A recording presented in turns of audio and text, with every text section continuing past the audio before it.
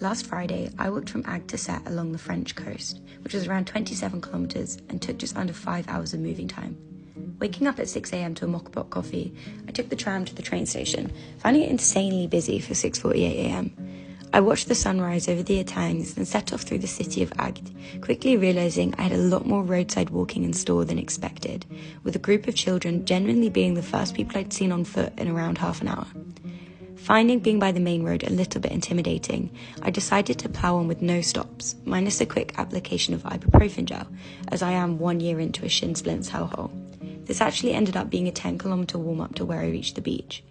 An hour and a half in, I had a wee celebration for, honest to God, my first sighting of a woman of the entire walk, which is a whole other conversation in itself. I walked along this path as unfortunately the beach was locked off, and at this point was absolutely desperate for a wee.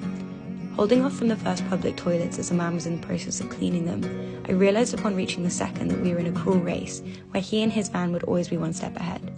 After a shared knowing smile, which would appear mocking after my later revelation, I settled down nearby for this uninspiring breakfast, only to find that he had bloody locked the toilet door after him, which felt very cheeky. Fueled on by my bladder and a fear of finding nudist beach and a hatred for this man, I actually raw-dogged the next portion of this walk, changing my shoes to give my feet a break and reaching halfway about 6 kilometres later.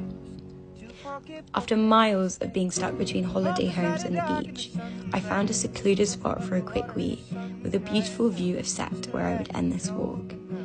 I popped some tunes on and then had a wee stretch. While I love listening to podcasts and music, I do think there is definitely a place for silence on long walks, as it's such a good time to think and process. Being on my year abroad in the south of France, while I've met lovely people and I'm having a fab time, I've definitely missed this and the outdoorsiness of Edinburgh, where my mates and I will go walking pretty regularly. After collecting some shells and watching this kite surfer, I only had 10 kilometres left and my legs were definitely starting to feel it. I hung on these bars in an attempt to stretch my back, and upon reaching Sète, had to stop again to raise my legs.